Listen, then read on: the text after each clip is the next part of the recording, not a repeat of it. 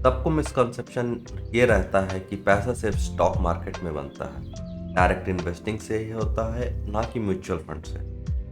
ऐसा सुनने में भी कूल लगता है कि मैंने इस स्टॉक को खरीदा, इतने में बेचा और इतना परसेंट का रिटर्न मुझे इतने छोटे टाइम में मिला। बट आपने कभी लोगों को ये डिस्कस करते सुना है कि मैंने इस म्यूचुअल फंड में इतना रिटर्न पाया कि ना? लेकिन इसका मतलब ये तो नहीं कि म्यूचुअल फंड में इन्वेस्टमेंट से पैसा नहीं बनता।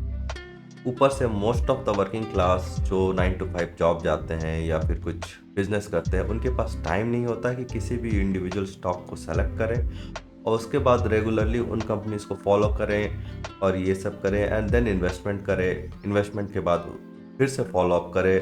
तो बेटर रिटर्न्स के लिए अगर म्यूचुअल फंड को सही से सेलेक्ट किया जाए तो कम टाइम में अच्छा रिटर्न विथ मिनिमम एक्सपेंस किया जा सकता है। तो आज के वीडियो में हम लोग म्यूचुअल फंड से रिलेटेड 3 टॉपिक्स को डिस्कस करेंगे। पहला, कौन कौन सा मिस्टेक्स म्यूचुअल फंड इन्वेस्टिंग में अवॉइड करना चाहिए, अपना म्यूचुअल फंड पोर्टफोलियो कैसे बिल्ड करना चाहिए, और वीडियो के लास्ट सेक्शन में मैं अपना म्यूचुअल फंड पोर्टफोलियो को रिवील करूंगा। तो चलिए आज के इस वीडियो को स्टार्ट करते हैं। सबसे पहले सेक्शन में किन मिस्टेक्स को अवॉइड करना चाहिए। There is a saying, best way to learn is to make mistakes. लेकिन एक उससे भी अच्छी चीज़ होती है कि दूसरों के मिस्टेक से सीखना। इससे आपका पैसा भी बचेगा और समय दोनों बचेगा। तो कॉमन मिस्टेक्स जो लोग म्यूचुअल फंड में इन्वेस्टमेंट करने के लिए करते हैं, उसके बारे में हम लोग बात करेंगे। पहली, लोग अपनी म्यूचुअल फंड एसआईपी को बुल मार्केट में कंटिन्यू करते हैं और बियर मार्केट आते ही या तो अपना इन्वेस्टमेंट को विड्रॉ कर लेंगे या अपना एसआईपी को स्टॉप कर देंगे। एक्चुअली इसका बिल्कुल उल्टा करना चाहिए एंड सारे बड़े इन्वेस्टर स्टॉक मार्केट में यही करते हैं। अकॉर्डिंग टू वॉरेन बफेट, आपको इन्वेस्ट तब करना चाहिए जब मार्केट का मूड बियर में हो, और स्टॉक इन्वेस्टमेंट को सेल या होल्ड तब करना चाहिए जब मार्केट का मूड ग्रीडी हो। इसको देखने का एक बहुत ही सिंपल स्टेप है। गूगल में जाइए, MMI टिकर टेप को सर्च कीजिए। आपको अपना पहला लिंक टिकर टेप का मिलेगा जो मार्केट मूड इंडेक्स को बताता है। लिंक ओपन कीजिए और देखिए, मैं स्क्रीन में डाल दूंगा कि उसको कैसे ओपन करते हैं। तो करना क्या है, जब MMI का फियर लेवल या मूड लेवल एक्सट्रीम फियर का हो तो अपना इन्वेस्टमेंट अमाउंट बढ़ा देना चाहिए या एटलीस्ट पॉज तो बिल्कुल नहीं करना चाहिए। और जब MMI ग्रीड या एक्सट्रीम ग्रीड का हो जाए तो पॉज कर देना चाहिए, और अगर आप चाहें तो थोड़ा सा प्रॉफिट बुकिंग कर सकते हैं। आगे वीडियो में मैं बताऊंगा कि एक small cap mutual fund investment को जिसको मैंने बियर मार्केट में कंटिन्यू रखा और बुल मार्केट में पॉज कर दिया, उसका परफॉर्मेंस कैसा है। जानने के लिए वीडियो को अंत तक देखें। दूसरी कॉमन मिस्टेक लोग करते हैं डाइवर्सिफिकेशन के नाम पे। यहाँ आप एक स्टॉक मार्केट का पोर्टफोलियो नहीं बना रहे हैं जहाँ आपको 15, 20 या 50 स्टॉक सेलेक्ट करना है। रीज़न सिंपल है, जब आप म्यूचुअल फंड में इन्वेस्ट करते हैं तो आप किसी एक स्टॉक में इन्वेस्ट नहीं कर रहे, बल्कि एक ग्रुप ऑफ स्टॉक्स में इन्वेस्ट कर रहे हैं। जैसे आपने निफ्टी 50 म्यूचुअल फंड में इन्वेस्ट किया तो आपने एक स्टॉक में नहीं बल्कि 50 स्टॉक्स में एक साथ इन्वेस्ट किया। बट यूजुअली लोग 10, 15 या 20 म्यूचुअल फंड में इन्वेस्ट करते हैं। उससे दो इश्यूज आती हैं। पहला, या तो आप अलग अलग म्यूचुअल फंड के through almost same set of stocks में इन्वेस्ट करते हैं। दूसरा इशू होता है कि जब आप अलग अलग म्यूचुअल फंड सेलेक्ट करते हैं तो टोटली डिफरेंट स्टॉक्स में इन्वेस्ट करेंगे, तो आपका इनडायरेक्टली 500 से 800 या 1000 स्टॉक्स में इन्वेस्ट हो जाएगा, जिससे आपका रिटर्न बहुत ही ज़्यादा एवरेज आउट हो जाएगा और इससे आपको म्यूचुअल फंड के थ्रू प्रॉफिट नहीं होगा। तो करना क्या चाहिए, आपको सिर्फ 3 या 4 या मैक्सिमम 5 म्यूचुअल फंड को अपने पोर्टफोलियो में रखना चाहिए। अपना म्यूचुअल फंड पोर्टफोलियो कैसे बिल्ड करना है वो मैं अपने वीडियो के अगले सेक्शन में बताऊंगा। लास्टली, थर्ड मिस्टेक जो लोग करते हैं वो इम्पेशेंस का। हाँ, लोग अपना इन्वेस्टमेंट हर कुछ दिन में चेंज कर देते हैं एंड किसी भी इन्वेस्टमेंट में स्टिक नहीं करते। इसके मल्टीपल रीजंस हैं। पहला, 6 मंथ या 1 साल में मुझे अच्छा रिटर्न नहीं मिला तो मुझे अब अपना फंड चेंज कर देना चाहिए। दूसरा, मेरे म्यूचुअल फंड का फंड मैनेजर चेंज हो गया है तो अब मेरे रिटर्न्स अच्छे होंगे या बुरे वो पता नहीं, तो मैं अपना म्यूचुअल फंड चेंज कर दूंगा। तीसरा, किसी फ्रेंड को या रिलेटिव को किसी न्यूज़ आर्टिकल में या यूट्यूब वीडियो में आपने कोई नया फंड देखा जिसमें 1 साल में अच्छे रिटर्न मिले, तो अब मुझे स्विच कर लेना चाहिए। इसके लिए मैं सिर्फ ये कहूँगा कि कंपाउंडिंग को प्रॉपरली वर्क करने आपको उसके लिए टाइम देना पड़ेगा। ये mutual fund investment get quick rich scheme नहीं होता है। आपको अच्छे रिटर्न्स के लिए या मिनिमम 3 और उससे अच्छे रिटर्न के लिए 5 या 10 साल तक के लिए सेम फंड में इन्वेस्ट करना चाहिए। एंड इससे रिलेटेड एक सेकेंड पॉइंट है, ये है कि आपको इन्वेस्ट करने के पहले रिसर्च करना चाहिए, ना कि 6 महीने इन्वेस्टमेंट के बाद। अब वीडियो के दूसरे सेक्शन में हम लोग बात करेंगे कि अपना म्यूचुअल फंड पोर्टफोलियो कैसे डिज़ाइन करना चाहिए। तो डिज़ाइन हमेशा खुद से करना चाहिए। रीज़न सिंपल है, अगर हर कोई का रिस्क टॉलरेंस अलग अलग होता है एंड रिटर्न्स का एक्सपेक्टेशन रिस्क के हिसाब से ही करना चाहिए। चलिए इसको थोड़ा डिटेल में समझते हैं। मान लीजिए कि आप एक कंजर्वेटिव इन्वेस्टर हैं जो अपना पैसे पे ज़्यादा रिस्क नहीं ले सकते, मतलब वो रेड में तो बिल्कुल भी नहीं जाना चाहिए और चला भी गया तो ज़्यादा दिन या ज़्यादा नीचे नहीं जाना चाहिए।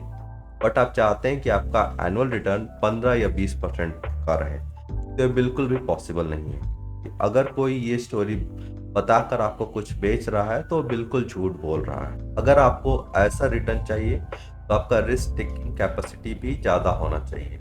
आपको साल के कुछ महीने लॉस देखने भी पड़ेगी एंड उस केस में भी इन्वेस्टमेंट को होल्ड करने के बजाय आपको कंटिन्यू रखना पड़ेगा। अगर आपको ये बात समझ आ गई तो शॉर्ट में ये जानिए कि जनरली 3 तरह के म्यूचुअल फंड लोग बनाते हैं। पहला कंजर्वेटिव, लो रिस्क लो रिटर्न। इसमें आपको डेट फंड एनसीडीज में इन्वेस्ट करना चाहिए। रिटर्न्स कम रहेंगे बट रिलेटिवली लेस वोलेटाइल होगा। आजकल रिस्क तो इधर भी बढ़ता जा रहा है due to fake money printing. इसके साथ साथ आप इक्विटी बेस्ड में भी पैसा इन्वेस्ट कर सकते हैं एंड ये रूल फॉलो कर सकते हैं। 100 माइनस योर एज, ये जो पोर्शन आएगा उसको आपको डेट या बॉन्ड में इन्वेस्ट करना चाहिए और रिमेनिंग परसेंटेज आपको इक्विटी बेस्ड जैसे इंडेक्स फंड या लार्ज कैप या ब्लू चिप फंड में इन्वेस्ट करना चाहिए। ये आपका सेफ बेट होगा। दूसरा कैटेगरी होता है मॉडरेट रिस्क बेस। इस केस में आप इक्विटी में ज़्यादा एंड बॉन्ड एंड डेट में कम पोर्शन इन्वेस्ट करेंगे एंड इक्विटी में भी आप सिर्फ इंडेक्स या लार्ज कैप में ही इन्वेस्ट करना चाहिए। एग्रेसिव पोर्टफोलियो, इस सेक्शन वालों को थोड़ा संभल के इन्वेस्ट करना चाहिए एंड ज़्यादातर लोग जाने अनजाने में इसी कैटेगरी में रहते हैं क्योंकि रिटर्न ज़्यादा सबको चाहिए होता है और अगर अच्छे से इन्वेस्ट किया जाए तो आपको कम रिस्क में अच्छा रिटर्न मिल भी जाएगा। इस केस में 90 से 100% पैसा इक्विटी बेस्ड फंड में होना चाहिए, बट वो एक डाइवर्सिफाइड फॉर्मेट में होना चाहिए, जैसे लार्ज कैप भी हो, मिड कैप भी हो, स्मॉल कैप भी हो। एंड अगर आपको डिटेल में जानना है कि किस म्यूचुअल फंड में इन्वेस्ट करना है तो उससे रिलेटेड मैंने एक सेपरेट वीडियो बनाया था, मैं उसका लिंक डिस्क्रिप्शन में ऐड कर दूंगा, आप उसको जाकर देख सकते हैं। एक बात और ध्यान रखना चाहिए, जब आप अपना म्यूचुअल फंड पोर्टफोलियो डिज़ाइन कर रहे हैं तो जब आप डाइवर्सिफिकेशन करते हैं तो सिर्फ मार्केट कैप या सेक्टर के हिसाब से नहीं करना चाहिए, बल्कि आपको जियोग्राफी के हिसाब से भी इन्वेस्ट करना चाहिए। तो मेरा सजेशन रहेगा कि एक यूएस मार्केट इंडेक्स फंड को भी अपने एक्सपोजर के हिसाब से म्यूचुअल फंड में ज़रूर। चलिए अब वीडियो के तीसरे सेक्शन के बारे में बात करते हैं, जहां मैं अपना म्यूचुअल फंड पोर्टफोलियो रिवील करूंगा। मैंने अपने म्यूचुअल फंड पोर्टफोलियो में काफ़ी एक्सपेरिमेंट्स किया हूँ ताकि आप लोगों को इन एक्सपेरिमेंट्स करने की ज़रूरत नहीं होगी। उन सब के एक्सपेरिमेंट के हिसाब से मैंने इन सारे फंड्स को सेलेक्ट किया है। इस लिस्ट में 2 फंड में मैंने इन्वेस्टमेंट स्टॉप कर दिया है, जो 2 फंड मुझे होल्ड करना है एंड 2 फंड को सेल नहीं कर पा रहा हूँ क्योंकि इस म्यूचुअल फंड में 5 साल का लॉक इन पीरियड है। और रिसेंटली मैंने एक म्यूचुअल फंड कैटेगरी को सेल किया जिसको मैंने अपने एनालिसिस में पाया कि इसमें अच्छा रिटर्न नहीं है। और मैं ये इसलिए आप बता रहा हूँ क्योंकि आप ये नहीं बोलें कि सारे फंड्स के बारे में मैंने नहीं पहले बताया, और मैंने जो भी म्यूचुअल फंड वीडियो में डाला था उन सब के बारे में बात करूँगा। तो ये पार्ट था एक्सपेरिमेंट का। इन्वेस्टमेंट के लिए मैं अब सिर्फ जेरोदा का कॉइन ऐप यूज़ करता हूँ। आपके पास जेरोदा का अकाउंट है तो आप कॉइन ऐप डाउनलोड करके उसमें डायरेक्ट लॉगिन कर सकते हैं या वेब में कॉइन सेक्शन को ओपन कर सकते हैं। अगर आपके पास अकाउंट नहीं है तो आप अकाउंट क्रिएट कर सकते हैं, मैं उसका लिंक डिस्क्रिप्शन में ऐड कर दूंगा। वीडियो बनाते के समय मेरा total investment around 9 to 10 lakh का है, जिसमें से 9 लाख रीसेंट 2 to 3 ईयर्स का और कुछ इन्वेस्टमेंट जो मैंने पहले इन्वेस्ट किया था। और ओवरऑल अगर देखा जाए तो रिटर्न्स अराउंड पूरे पोर्टफोलियो में अराउंड 28 से 30% का है, वो भी रिसेंट मार्केट फॉल के बाद। मेरा पोर्टफोलियो इंडिया यूएस में स्प्लिट है। इंडिया में मेरा इन्वेस्टमेंट निफ्टी 50 फंड में है, जो पहले मैं एसबीआई निफ्टी इंडेक्स फंड में करता था, बट अब नावी निफ्टी इंडेक्स फंड में करता हूँ। एंड अपने सारे फंड्स का स्क्रीनशॉट मैं स्क्रीन में डिस्प्ले करता रहूँगा। नेक्स्ट कैटेगरी में मैंने इन्वेस्ट किया था निफ्टी नेक्स्ट 50 में। इस कैटेगरी में मैंने 3 फंड सेलेक्ट किए थे, 2 पहले और 1 बाद में। इन तीनों फंड्स को मैंने सेल कर दिया है। अब मैं वो मनी होल्ड कर रखा हूँ, या तो मैं मिड कैप स्टॉक्स में इन्वेस्ट करूँगा या एक अच्छा मिड कैप सेक्टर में मुझे एक लॉन्ग टर्म के लिए म्यूचुअल फंड सेलेक्ट करना है। नेक्स्ट है स्मॉल कैप। इसमें मैंने 2 फंड में इन्वेस्ट करके रखा था पहले से, एक Nippon India small cap and SBI small cap fund. मैंने पैसे विड्रॉ नहीं किए हैं और इनमें काफ़ी अच्छा रिटर्न्स मुझे मिला है। इसके अलावा अब मैं SBI Nifty small cap 250 index fund में एंड कुछ ही महीने से इन्वेस्ट कर रहा हूँ एंड रिटर्न्स ऑलमोस्ट बहुत अच्छा रहा। रीज़न क्योंकि मैंने बुल मार्केट के ठीक पहले स्टार्ट किया था। इसके अलावा टाटा के रिटायरमेंट फंड में मैंने इन्वेस्ट कर रखा है थोड़ा पैसा, जो कि मैंने स्टॉप कर दिया क्योंकि इसमें 5 साल का लॉकिंग पीरियड है और मुझे ये उतना अच्छा रिटर्न नहीं मिला। एंड रिटर्न के अगेंस्ट में जो कमीशन है वो बाकी सारे मेरे पोर्टफोलियो में सबसे ज़्यादा है।